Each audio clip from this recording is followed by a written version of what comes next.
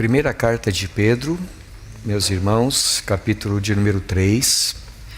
Iremos ler do versículo 18 ao versículo 22.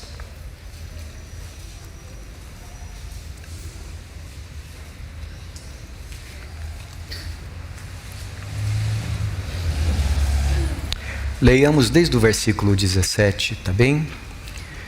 Desde o versículo 17. Porque, se for da vontade de Deus, é melhor que sofrais por praticardes o que é bom do que praticando o mal. Pois também Cristo morreu uma única vez pelos pecados, o justo pelos injustos, para conduzir-vos a Deus, morto sim na carne, mas vivificado no Espírito, no qual também foi e pregou aos espíritos em prisão, os quais, noutro tempo, foram desobedientes, quando a longanimidade de Deus aguardava nos dias de Noé, enquanto se preparava a arca, na qual poucos, a saber, 8 pessoas, foram salvos, através da água, a qual, figurando o batismo, agora também vos salva, não sendo a remoção da imundícia da carne, mas a indagação de uma boa consciência para com Deus, por meio da ressurreição de Jesus Cristo, o qual, depois de ir ao céu, ou para o céu, está à destra de Deus, ficando-lhe subordinados anjos e potestades e poderes. Até aqui, meus amados irmãos. Esse texto que acabamos de ler, o apóstolo Pedro continua a falar a respeito da grande salvação que temos através de nosso Senhor Jesus Cristo e pela qual nós temos a certeza de que habitaremos com Ele na eternidade. Em toda a sua carta, o apóstolo Pedro, então, está falando para nós a respeito da importância do nosso comportamento como crentes em Jesus Cristo, neste mundo que ainda está dominado pelo pecado. No sentido de que, através do nosso comportamento, um comportamento santo, como é santo o nosso Pai Celestial, nós estejamos com a nossa vida mostrando ao mundo como é bom conhecer a Jesus. Como é bom saber que Ele é Deus que se fez carne para a nossa salvação. Devemos viver de tal maneira que duas coisas possam acontecer em relação àqueles que são de fora. Uma é que outros venham à fé em Jesus Cristo também, através do nosso testemunho, seja em nossa maneira de viver ou em nossa maneira de falar. E a outra coisa que deve acontecer é que aqueles que não venham à fé, eles fiquem emudecidos no dia em que Jesus voltar, e não tenham razão pela qual falar ou dizer que não ouviram falar a respeito da salvação. E nisto tudo, seja de um modo ou de outro, diz o apóstolo Pedro, Cristo sempre será glorificado. Pois bem, meus irmãos, quando o apóstolo Pedro está falando a respeito dessas coisas todas, neste momento aqui da sua carta, ele traz à sua mente e, consequentemente, à nossa mente também, uma história bem antiga, uma história que a maior parte do mundo ocidental já conhece bastante. A história da Arca de Noé. E a história da Arca de Noé, a história do dilúvio, como muitas vezes nós chamamos também, é uma das maiores, podemos dizer assim, revelações da santidade de Deus. A palavra de Deus diz para nós em Gênesis capítulos 5, 6, 7 e 8, que no passado, uma determinada época da história da humanidade, o coração do homem, como resultado do pecado que aconteceu lá no Jardim do Éden, estava se tornando cada vez pior, cada vez mais depravado. A Bíblia diz que o mal estava se multiplicando nos corações humanos e sobre os comportamentos humanos. violência gratuita, blasfêmias, zombarias, bigamia, assassinato, estavam se tornando até poemas e canções comuns naqueles dias, de tanto que o mal estava se multiplicando no coração do homem. E a Bíblia também diz que por causa disso, o coração de Deus ficou pesado. Porque Deus não ama o pecado, porque Deus é santo. E com pesar no coração, Deus disse assim: estou arrependido de ter criado o homem. Não que Deus estivesse arrependido no fato de que ele disse assim, fiz bobagem, porque Deus nunca faz nada errado. Mas o que ele estava dizendo é, estou entristecido por causa do ser humano. Então, eu vou cuidar para que o ser humano não viva mais do que 120 anos agora. E Deus resolveu, ou Deus decidiu no seu coração, que ele iria destruir a humanidade que ele havia criado. Porque o salário do pecado é a morte. E então Deus disse que faria vir um dilúvio de águas sobre a terra e a humanidade seria exterminada. Mas houve um homem a quem Deus escolheu salvar. Um homem que, diz a Bíblia, achou graça aos olhos de Deus. Porque esse homem andava com fé, porque esse homem cria em Deus. E em tempos de tanta depravação, em tempos de tanto pecado, Noé, um homem alcançado pela graça de Deus, tinha um coração diferente. Então Deus se manifestou a Noé dizendo que ele deveria construir uma grande arca de madeira. Essa grande arca deveria ter uma entrada através da qual ele, a sua esposa, os seus 3 filhos e as suas noras, e também casais de cada espécie de animal deveriam entrar, e nessa arca eles ficariam por um bom tempo, mais ou menos 1 ano, é o que a Bíblia diz depois, porque a humanidade seria destruída pelo lado de fora. Então Noé, conforme Deus ordenou, ele construiu toda a arca. Ele fez, e ele levou um tempo bom para isso também. Ele fez uma arca com 3 pavimentos, com muitos compartimentos, com respiradouros no último compartimento para que eles pudessem ser mantidos ali, e levou palha para os animais. E depois que Noé preparou todas essas coisas, ele selou a arca pelo lado de dentro, Deus pelo lado de fora, e Deus trouxe o grande juízo sobre toda a face da terra.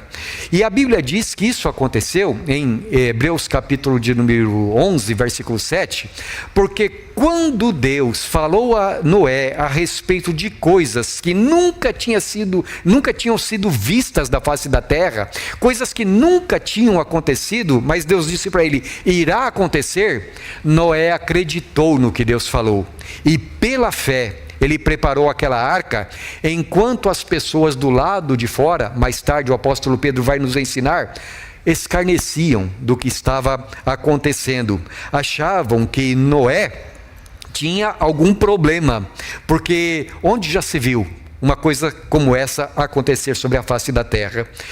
Acontece que o dilúvio veio, e Noé foi salvo juntamente com a sua família, mas os que ficaram do lado de fora, esses pereceram. Foi grande a mortandade. Bem, quando o apóstolo Pedro escreve as suas cartas, ele certamente estava se lembrando de tudo quanto Jesus havia ensinado também. E uma das coisas que Jesus havia falado é que quando ele estiver para voltar, será como nos dias de Noé. A situação será semelhante, porque alguns serão salvos, mas a maior parte das pessoas estará ocupada com as coisas desta vida. Seus corações estarão agitados com as orgias, com os prazeres deste mundo. E Jesus disse, assim como aconteceu nos dias de Noé, será também na minha vinda. Por isso, estejam alertas, estejam prestando atenção. O pecado vai se multiplicar, a iniquidade vai se multiplicar novamente. E quanto mais perto estiver o momento em que eu irei voltar, mais as dificuldades estarão acontecendo. Mas fiquem alertas. E Noé, então, quando ele está falando a respeito da nossa salvação, mais uma vez ele pensa naquilo que Jesus ensinou. Mais uma vez ele pensa na história da palavra de Deus.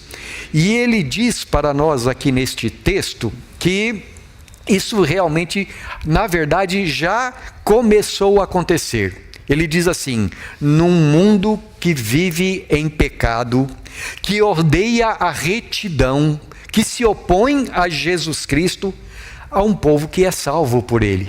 E esse povo é vocês. Então Pedro diz assim nos versículos 20 e 21, última parte do versículo 20, a arca, na qual poucos, a saber, 8 pessoas foram salvos através da água.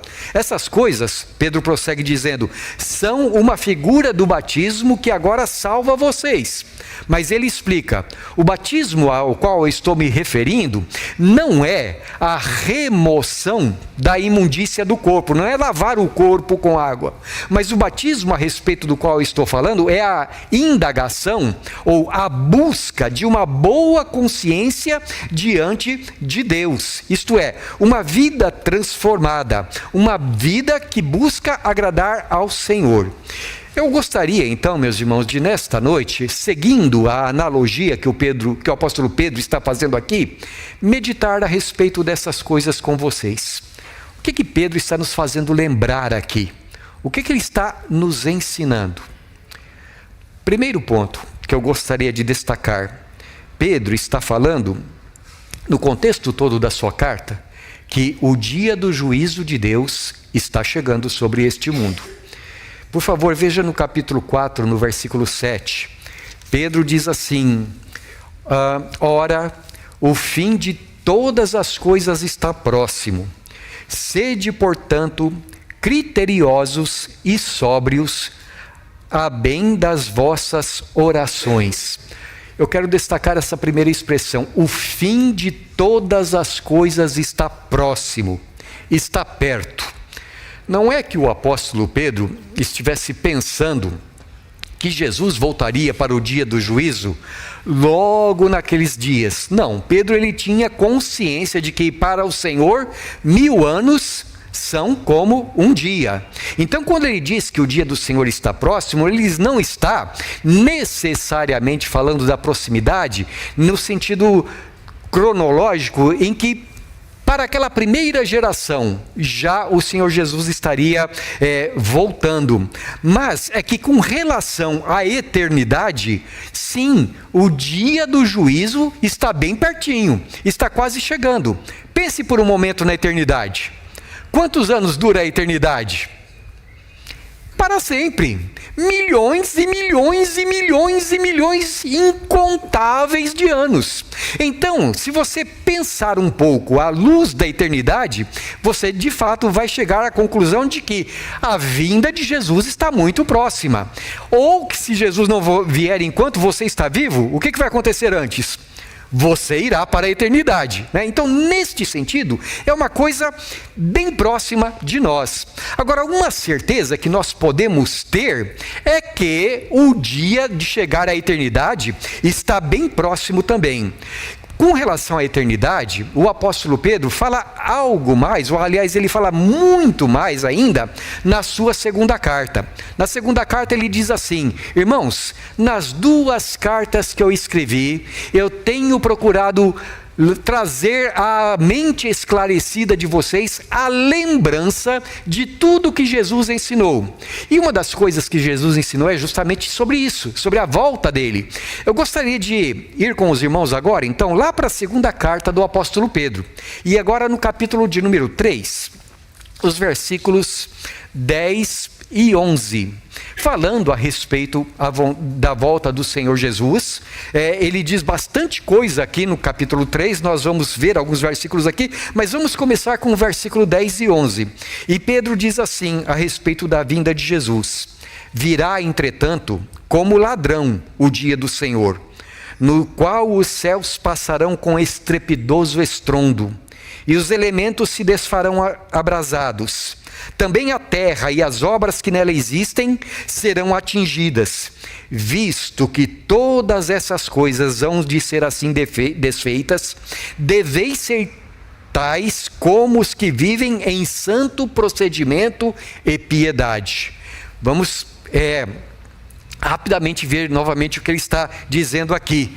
Eu tenho a impressão, meus irmãos, que nos dias de hoje, com toda essa tecnologia espacial que nós temos, com todo o desenvolvimento científico que nós estamos vendo diante de nós, que a humanidade tem experimentado, fica até melhor, fica até mais fácil nós entendermos aquilo que Pedro está dizendo aqui, porque ele fala que esse céu e essa terra, tal como nós conhecemos agora, passará por convulsões cataclísmicas, cósmicas. Nós ouviremos falar, como disse o Senhor Jesus, de guerras, de rumores de guerras, de terremotos, de maremotos, que os céus passarão com estrepidoso estrondo. Às vezes eu gosto muito de ver coisas de astronomia, e às vezes eu vejo cientistas dizendo, olha, os meteoros... Algum tempo atrás um meteoro passou entre a Terra e a Lua, e a gente só percebeu que quando ele já tinha passado. E os cientistas diziam, se tivesse caído na Terra, metade da Terra teria sido destruída. Pois a Bíblia diz, meus irmãos, que quanto mais próxima estiver a volta de Jesus, mais essas coisas que Jesus chama dores de parto se tornarão mais intensas, se tornarão maiores. Haverá sinais nos céus e na terra. E Jesus diz que o coração de muitos homens irá desmaiar diante da expectativa pavorosa das coisas que irão acontecer. E Pedro, então, aqui ele resume dizendo assim, olha, os céus passarão com estrepidoso estrondo, os elementos se desfarão abrasados, a terra e as suas obras serão, as obras que nela existem, serão atingidas, os mares, os montes, tudo será atingido e tudo será desfeito. Visto que tudo será desfeito, irmãos, diz o apóstolo Pedro, vivam de tal maneira, em santo procedimento e devoção a Deus, para vocês não serem pegos despreparados, como quando chega um ladrão de noite. Então, meus irmãos, aqui Pedro, mais uma vez, está reforçando o ensino de Jesus. Jesus disse, os poderes do céu serão abalados. Agora, há um sentido, meus irmãos, em que o juízo de Deus já começou. Eu gostaria de ler com vocês agora, voltando para a primeira carta de Pedro, capítulo de número 4. Primeira carta de Pedro, capítulo 4, versículo de número 17.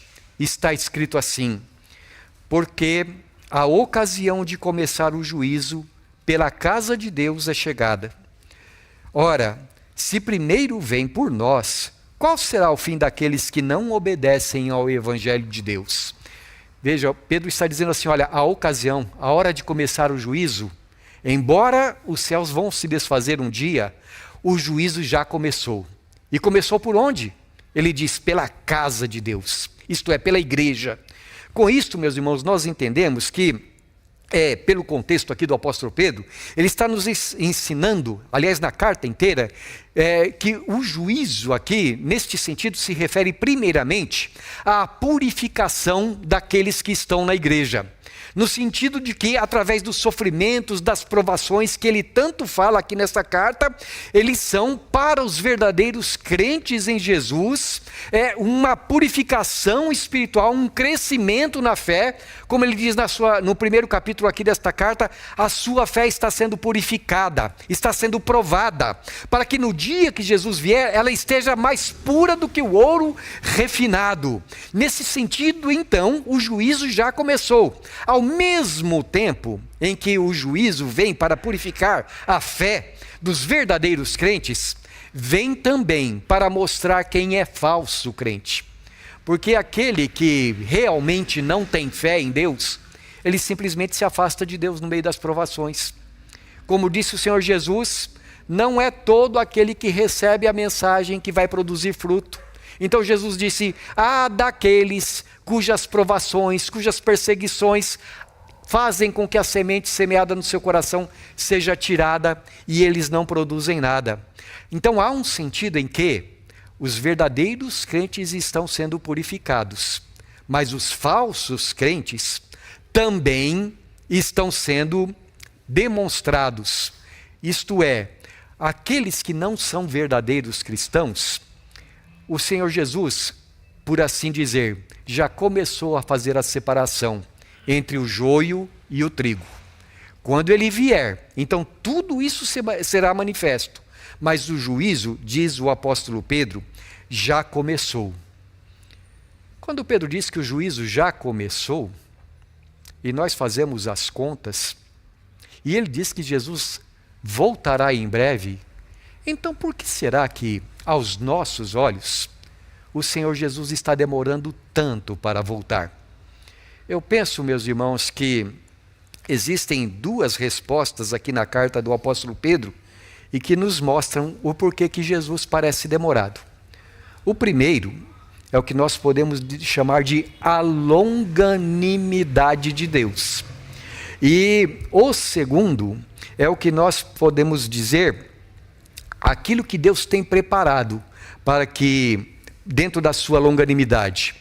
Vamos voltar ao capítulo 3, versículos 19 e 20, quando o apóstolo Pedro está falando a respeito dos dias da Arca de Noé e falando a respeito da ressurreição de Jesus, da morte de Jesus, no versículo 18, ele continua no versículo 19 dizendo assim: no qual também foi e pregou aos espíritos em prisão, os quais, noutro tempo, foram desobedientes, quando a longanimidade de Deus aguardava nos dias de Noé, enquanto se preparava a arca, na qual poucos, a saber, 8 pessoas, foram salvos através da água. Daqui a pouco nós voltaremos a este versículo aqui para explicar o significado de tudo aquilo que Pedro está dizendo, mas o que eu quero destacar agora é a palavra longanimidade. A palavra longanimidade significa paciência, clemência. Salmo 145, 8 diz assim: benigno e misericordioso é o Senhor, tardio em irar-se e grande em misericórdia. Pedro está dizendo, nos dias de Noé, enquanto Noé estava preparando a arca, Deus estava sendo longânimo. Ele estava aguardando pacientemente. Mais tarde nós iremos ver que enquanto construía a arca, com isto, Noé estava proclamando o juízo de Deus que viria, proclamando a justiça de Deus. E aquelas pessoas à sua volta zombavam, mantinham em seus corações a persistência da rebelião, da revolta contra Deus. Zombavam do testemunho do Senhor. Mas, meus irmãos, o caráter de Deus não muda. E então Deus era longânimo, Deus era paciente. Volte, por favor, para o capítulo 2 da segunda carta, capítulo 3 da segunda carta. E o apóstolo Pedro volta a falar sobre este assunto. Capítulo 3, versículos 8 e 9, ele diz assim: há todavia uma coisa, amados, que não deveis esquecer, que para o Senhor um dia é como 1000 anos, e 1000 anos como um dia. Não retarda ao Senhor a sua promessa, como alguns a julgam demorada. Pelo contrário, Ele é longânimo para convosco, não querendo que nenhum pereça, senão que todos cheguem ao arrependimento. Veja, o que Pedro está dizendo aqui é que na sua longanimidade, Deus pode estar parecendo demorado para nós, mas é que para Ele o tempo está passando bem rápido. Para Ele é assim. E o que Ele deseja na sua longanimidade? Que as pessoas venham ao arrependimento. Na sua longanimidade, diz o apóstolo Pedro, Deus tem preparado a arca da salvação e está oferecendo a sua salvação a todos. No versículo 18 aqui do capítulo 3 de 1 Pedro, Pedro nos lembra que Jesus, o justo, morreu pelos injustos. Ele foi morto no corpo, diz o apóstolo Pedro, mas espiritualmente ele não morreu. Ele foi vivificado em espírito. Ele permaneceu vivo com o propósito, ele diz aqui, de nos conduzir a Deus. Quando Pedro diz que Jesus morreu no corpo, mas no espírito foi vivificado para nos conduzir a Deus, eu entendo que ele esteja aqui, por exemplo, explicando aquela doutrina que nós lemos no Evangelho de Lucas, quando Jesus está ali na cruz e tem dois malfeitores, um de cada lado, e um deles está blasfemando contra Jesus, e o outro de outro lado se dirige a Jesus e diz assim, se dirige primeiro ao seu companheiro de morte, o outro malfeitor, e diz assim: olha, nós estamos aqui porque nós merecemos, por causa dos crimes que nós cometemos, mas este homem, nada de errado, ele fez. E ele então se volta para Jesus e diz: Senhor, lembra-te de mim, quando vieres no teu reino. Qual é a resposta de Jesus? Hoje mesmo estarás comigo no paraíso. O que Jesus está, entre outras coisas, dizendo, meus irmãos, é que naquela mesma noite, os dois estariam no paraíso, estariam salvos, estariam na presença de Deus. Então ele foi vivificado no espírito, embora ele tenha morrido no corpo, ali na cruz a sua morte foi completa, ali na morte o seu sacrifício foi completo. Depois da morte ele não precisava sofrer mais nada, uma vez que a justiça de Deus foi satisfeita, e com isso ele estava nos conduzindo a Deus. Depois, aqui no texto ainda de Pedro, capítulo 3, versículos 21 e 22, ele diz que Jesus não ficou na morte, não ficou na sepultura. Antes ele foi ressuscitado e ele subiu à direita de Deus. Ele está lá à direita de Deus. E uma vez que ele está lá, ele tem autoridade sobre todas as criaturas do universo, sobre os anjos, sobre os principados, sobre os poderes, isto é, sobre os anjos bons e os anjos maus. Todos estão sob o domínio de Cristo. Ele saiu do túmulo e, através da sua ressurreição, como diz a carta aos Colossenses, ele triunfou sobre os principados e potestades. Ou como diz Jesus em outro lugar: eis que toda autoridade nos céus e na terra foi dada a mim.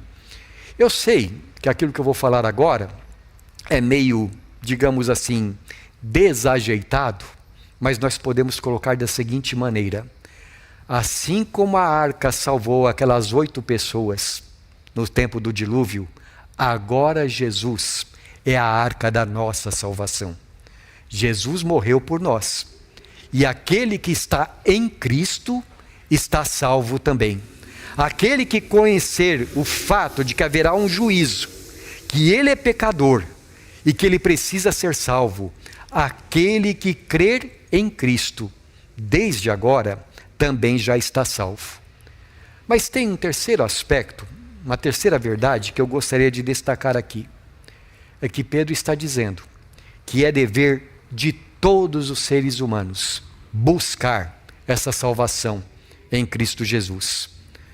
A construção da arca foi demorada, não somente pela grandeza do trabalho, porque tinha muita coisa para fazer, mas também por causa da longanimidade de Deus para com os pecadores.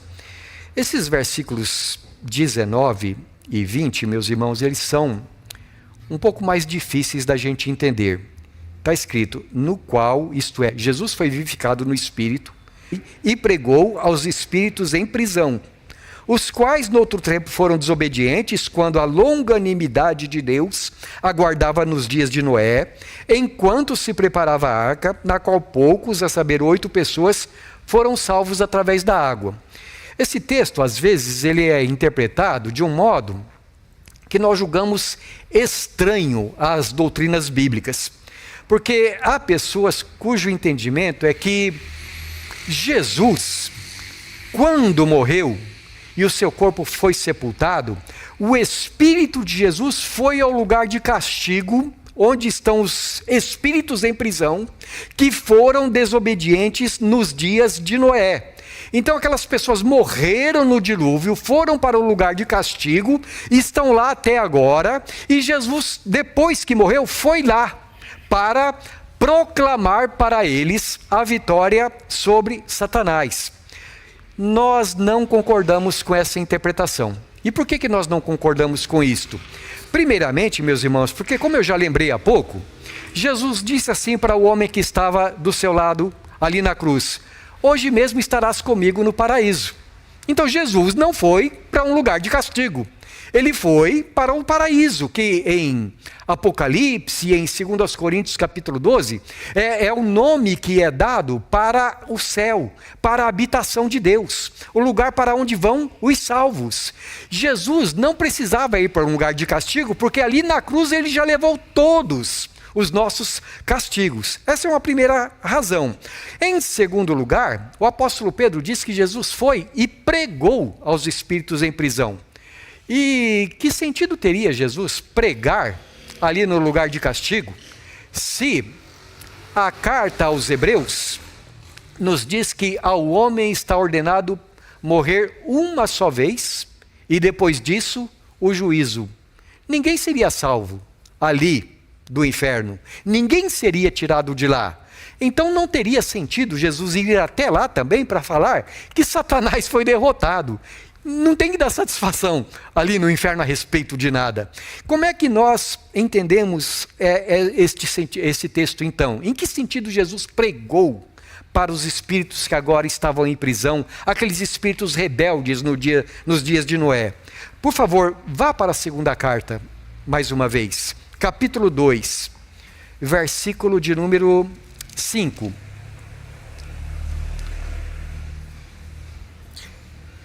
Pedro diz assim: e Deus não poupou o mundo antigo, mas preservou a Noé, pregador da justiça, e mais 7 pessoas, quando fez vir o dilúvio sobre o mundo dos ímpios. Veja como Noé é chamado aqui. Ele diz assim: pregador da justiça. Isto é, alguém que estava anunciando o juízo de Deus. E por que Noé estava pregando o juízo de Deus? É uma palavra muito enfática essa. Não era somente através do seu comportamento, mas também através das suas palavras. Noé estava anunciando a justiça de Deus sobre o mundo pecador. Lembra-se do que fez Jonas quando Deus o chamou para pregar na cidade de Nínive? Ele, quando finalmente obedeceu, percorria as ruas da cidade dizendo assim: mais 40 dias e esta cidade será colocada debaixo da terra, será subvertida. Era a palavra de Deus que Jonas estava pregando? E Jonas estava dizendo: mais 40 dias apenas e vocês serão destruídos. Mas o que aconteceu como resultado da pregação de Jonas? Os ninivitas se arrependeram, mudaram de comportamento, eles tiveram fé na palavra de Deus, eles foram convertidos ao Senhor, e como resultado, Deus não destruiu a cidade. O profeta Jeremias diz assim: no dia que eu falar contra uma nação, por causa dos seus pecados, e eu disser que eu vou destruir essa nação, mas se essa nação se arrepender e se converter a mim, não destruo mais. O que Deus desejava que o povo dos dias do dilúvio fizesse? Se arrependesse. Porque a palavra de Deus, meus irmãos, mesmo que ela seja de dura repreensão, de duro confronto com o pecado, qual é o propósito de Deus? Que o homem entenda que precisa se converter e se converta. Assim, Deus esperava que naqueles dias, através da pregação de Noé, as pessoas tivessem o momento para poderem se arrepender. Mas vamos continuar a ler aqui em 2 de Pedro, capítulo 1, versículo 21. Pedro explica para nós, na segunda carta de Pedro, capítulo 1, versículo 21, que por trás da pregação de Noé, assim como por trás da pregação de Jonas, havia alguém falando através da vida dele. Veja, versículo 21, porque nunca, jamais, qualquer profecia foi dada por vontade humana. Entretanto, homens santos falaram da parte de Deus, movidos pelo Espírito Santo. Guarde isso na sua mente e, por favor, volte para a primeira carta. Vamos ler mais um trechinho da primeira carta, capítulo 1, versículos 10 e 11. Está escrito assim: foi a respeito desta salvação que os profetas indagaram e inquiriram, os quais profetizaram acerca da graça a vós outros destinada, investigando atentamente qual a ocasião ou quais as circunstâncias oportunas indicadas pelo Espírito de Cristo que neles estava, ao dar testemunho sobre os sofrimentos referentes a Cristo e sobre as glórias que os seguiriam. Veja, o que o apóstolo Pedro está dizendo para nós é o seguinte, que como nos dias dos ninivitas, o Espírito de Cristo falou por intermédio do profeta Jonas, assim como ele falou através do profeta Isaías, assim como ele falou através de todos os profetas, o Espírito de Cristo também estava com Noé. E era através de Noé que o Espírito de Cristo foi e pregou para aquelas pessoas. Porque depois não haveria mais chance de arrependimento. Depois que o homem morre, pronto, depois da morte, diz Hebreus, o juízo. Então nós entendemos, meus irmãos, que foi neste sentido em que Pedro pregou aos espíritos que agora estão presos. Mas aqueles espíritos, nos dias em que Cristo pregou, através de Noé, não quiseram dar crédito a ele. E o resultado, dizem que um dos maiores sofrimentos que alguém pode experimentar é estar preso, não é? Eu estou me lembrando de um rapaz que eu conheci muitos anos atrás. Ele não estava preso por causa dos crimes que ele cometeu, mas ele estava preso porque morava numa fazenda muito bonita. E um dia ele teve que se mudar para São Paulo. E aí ele foi morar num apartamento bem pequenininho. E ele disse assim, preso que nem uma cabrita no curral. Ele estava triste. E eu entendi o que ele queria dizer. Ele saiu de um lugar de liberdade para ficar naquele cubículozinho. Agora imagina o que é ser preso desde o tempo do dilúvio, aguardando o dia do juízo. O dia em que Jesus voltará. Porque quando o evangelho foi pregado para aquela geração através da arca, eles o rejeitaram. Quando Deus disse que o juízo viria, eles rejeitaram a palavra de Deus. Ora, para todas as gerações da humanidade, o apóstolo Pedro está dizendo que é a mesma coisa. Haverá um dia do juízo. E nesse dia do juízo, haverá aqueles que são salvos, mas haverá aqueles que não serão salvos. E como é que uma pessoa pode ser salva? Como é que a pessoa pode entrar na arca da salvação? O texto que nós estamos considerando da sua primeira carta, lá no capítulo 3, Pedro diz assim, no versículo 21, que a arca, figurando o batismo, agora também vos salva. Mas ele explica, não sendo a remoção da imundícia da carne, mas a indagação de uma boa consciência para com Deus por meio de Jesus Cristo. O que isso quer dizer, meus irmãos? O Senhor Jesus, numa das suas últimas reuniões com os discípulos, disse assim, quem crer e for batizado, será salvo. Quem, porém, não crer, será condenado. A gente pode até dizer, já está condenado, porque não crê.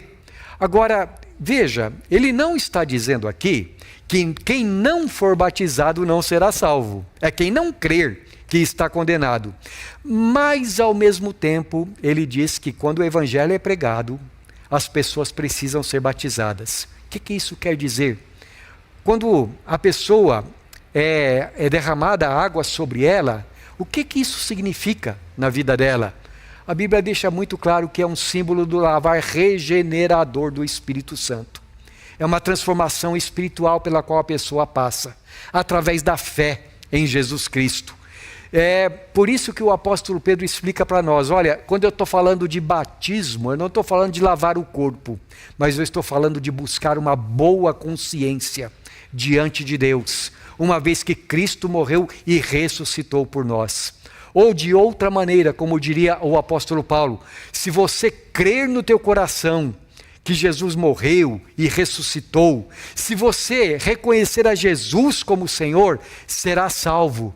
É aquela confissão de fé que a pessoa faz quando ela se submete ao batismo. O verdadeiro batismo, é o que Pedro está dizendo, é aquele que transforma a nossa consciência, que transforma a nossa vida, que transforma o nosso coração, que faz que Jesus se torne o grande objeto de amor do nosso coração, a razão de ser da nossa existência. Quando nós passamos a confiar somente nele para a nossa salvação, quando nós colocamos a nossa esperança nas coisas eternas e não nas que são deste mundo, quando nós, por causa disto, rompemos com o pecado e, conforme ele diz, vivemos de tal maneira em devoção ao Senhor, que aquele dia não vai nos pegar como ladrão. Em outras palavras, fé que transforma. É assim que as pessoas são salvas. Vamos concluir, meus irmãos, a nossa meditação. Se Deus é santo, e o dia em que todos os seres humanos comparecerão diante do seu trono de juízo, se o juízo de Deus começa pela igreja, se Deus tem sido paciente, longânimo, se Deus tem sido clemente, se Ele preparou a nossa salvação através de Cristo Jesus, se Jesus morreu e ressuscitou para nós e agora está à direita de Deus, acima de todo anjo, principado e potestade, se Jesus tem toda a autoridade no céu e na terra, se o Evangelho ordena a todos que se arrependam, que creiam em Jesus para que sejam salvos, quais as implicações disso para nós? Eu quero citar algumas. Primeiro, seriedade para com Deus. Ai daqueles que brincam com as coisas de Deus, que não levam Deus a sério. Ai daqueles que zombam da palavra de Deus, da sua vinda. Ai daqueles que se deleitam em viver em pecado, que escolhem o caminho errado e que não querem se arrepender. Porque o dia do juízo está chegando. Vocês estão aqui, mas tem muitas pessoas que preferem as coisas desse mundo, a vida de prazeres do pecado.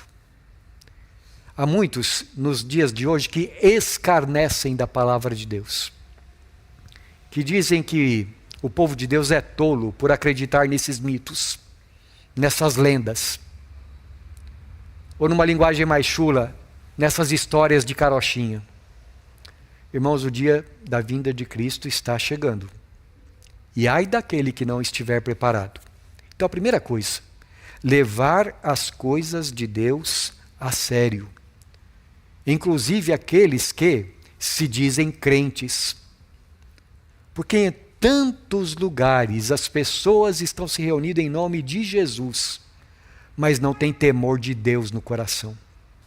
Não levam a palavra de Deus a sério.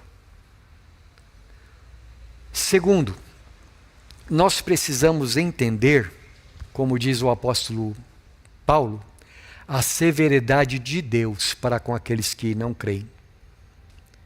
Temos que entender que o Deus que é justo, o Deus que é amor, o Deus que é misericordioso e que é santo, é um Deus que é fiel à sua palavra. E a palavra dele diz que haverá esse dia do juízo. Ao mesmo tempo, nós precisamos também entender que esse Deus que é tão severo é um Deus bondoso.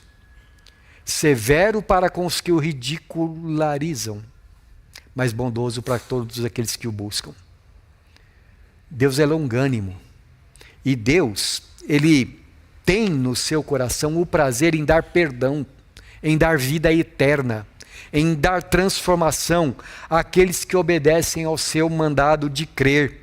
A eles, Deus diz, através de Pedro, em Atos capítulo 5, versículo 32. Ele concede o seu Espírito Santo aos que obedecem ao seu Evangelho. Por isso, considerando a severidade e a bondade de Deus, o que precisamos fazer é, pela fé, abraçar a palavra de Deus. É crer nessa palavra. Senhor, se não for Jesus, eu estou perdido. Se não for Jesus, ai de mim. Se não for Jesus atuando na minha vida, vou para o inferno. Então eu preciso me submeter a Jesus. E por isso, se você ainda não é batizado no nome do Deus Trino, você precisa, como expressão da sua fé em Jesus, buscar arrependimento e submeter-se a Ele. Submeta-se ao batismo não porque o batismo lava dos pecados, mas porque o batismo significa você dizer assim: Senhor, eu creio em Ti. Eu quero ser salvo. Eu quero uma vida transformada. Submeta-se ao Senhor Jesus.